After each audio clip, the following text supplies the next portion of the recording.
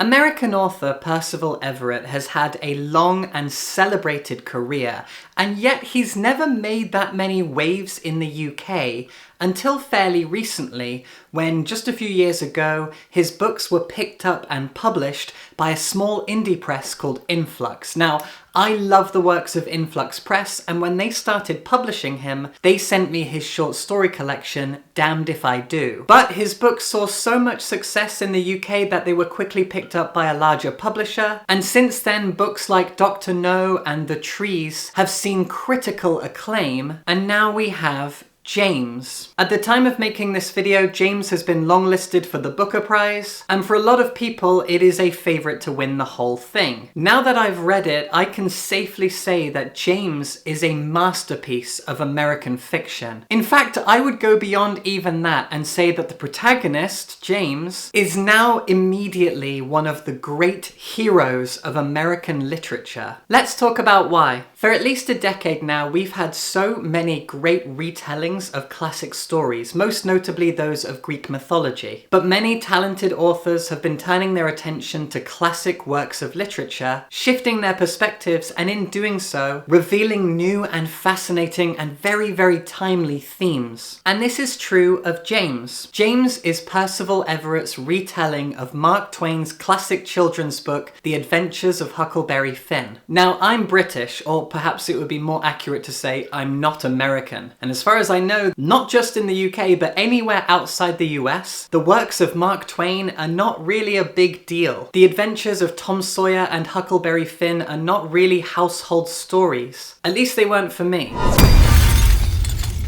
But through cultural osmosis, I know the stories and I know the characters. Though admittedly, because I'm a big fan of prog rock, when I think Tom Sawyer, I think the great Canadian rock band Rush. Anywho, the titular James was a prominent character in The Adventures of Huckleberry Finn. In that book, he was known as the escaped slave Jim, and for much of the book, he accompanies Huck Finn on his adventures. Therefore, James opens in familiar territory. The story is told from James's perspective, and the very first thought in his head, the very first thing we are privy to, are his thoughts about Huck Finn and Tom Sawyer, just to ground us in that setting, in that world, in that story. But this is James's story. And as the novel goes on, it separates itself more and more from The Adventures of Huck Finn. Titling the book James feels deceptively simple, but is actually a vitally important move from the author. This is Everett telling us that James is not just the protagonist, but a hero. And this is very much a hero's journey. Shortly after the book begins, we find out that James is being sold. James is a slave, and that of course means that he is property to be bought and sold by other humans, but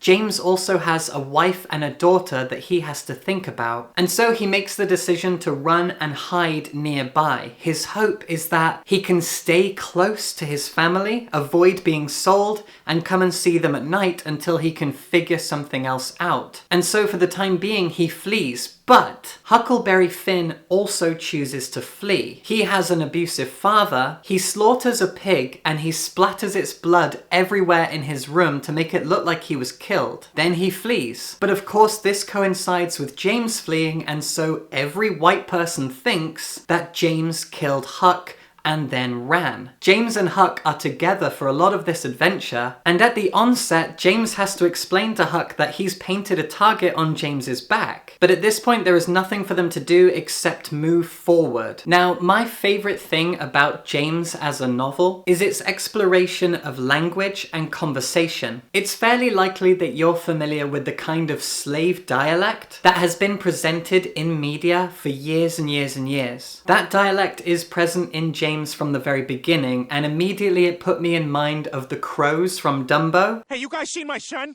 Well, I done seen about everything, but I sure enough ain't seen your boy no-how. Ah, that's good old-fashioned family racism. That kind of horrific and damaging racial stereotype is twisted and played on brilliantly, masterfully in James. Everett presents that dialect as a kind of survival tactic created by the slaves in this world, in this setting. That dialect is not how these men and women speak, But early in the novel, James is teaching his daughter and the children of other slaves how to properly speak in this dialect to kind of relax and satisfy their owners. As long as they speak like this, no suspicions can be raised against them. They sound stupid. They sound well behaved. They sound obedient. James is teaching these children how to speak, and he asks them, how should we interact with the white folk? What is the right way to talk to them? He gives an example and he says, okay, a house is on fire. You see that the house is on fire before the white lady does. How do you tell her that her house is on fire? Because you can't just point it out. You need to be vague. You need to use simple language to draw her attention to the fire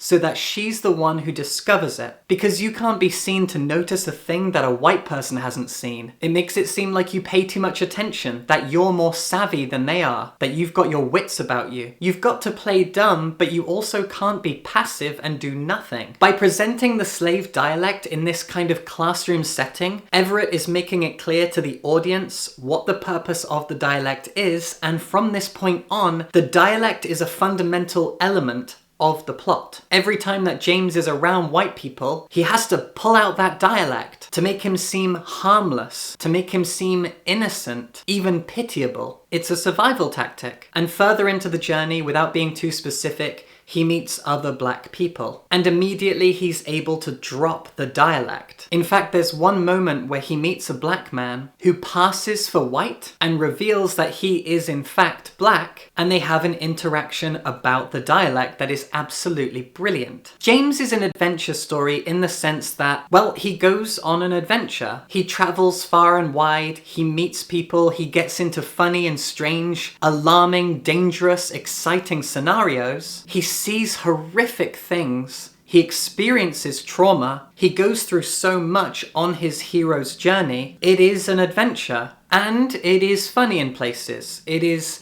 as much a comedy as it is a tragedy. Everett is exploring the entire emotional spectrum. He is truly taking us on a Mark Twain-esque adventure. But through the focus on this dialect, on the language, on the conversation dynamics between the black and white people of this story, you're able to see the deeper and darker themes at play. Now, of course, this is an historical novel by a legendary black American author about an escaped slave on the run. It is not going to be pleasant. But Everett is also known for his humor, for his surrealism, for his playfulness. And James is not so self-serious as to be void of those things, which I think is a courageous move, but it's also a frightfully intelligent move to make sure, through his mastery of language and plotting and storytelling and character writing, that the vital themes and ideas of racial dynamics being explored here are not buried under that humor, buried under the strangeness, buried under the exciting, adventure-filled moments of the narrative. It is a wonderful metronome, a brilliant balancing act between heavy racial themes and a fairly thrilling, brilliantly well-paced adventure story. And all the while, at the heart of everything, of course, is James, a wonderfully lovable, brilliantly savvy man who is constantly and wonderfully underestimated by all of the white people that he meets. James can read and write. He teaches children how to read and write. The white people don't know this. He uses language to his advantage. He is a master of his surroundings. He's a man who understands the white people better than they know themselves. He has learned how to survive, and he passes that knowledge on. James will live in my head forever as an incredible hero, as a wonderful protagonist. He is now, without a doubt, one of the great heroes of American literature. That is astounding. I am truly in awe of this book. Percival Everett is a genius writer, and James is a masterpiece. Subscribe for books.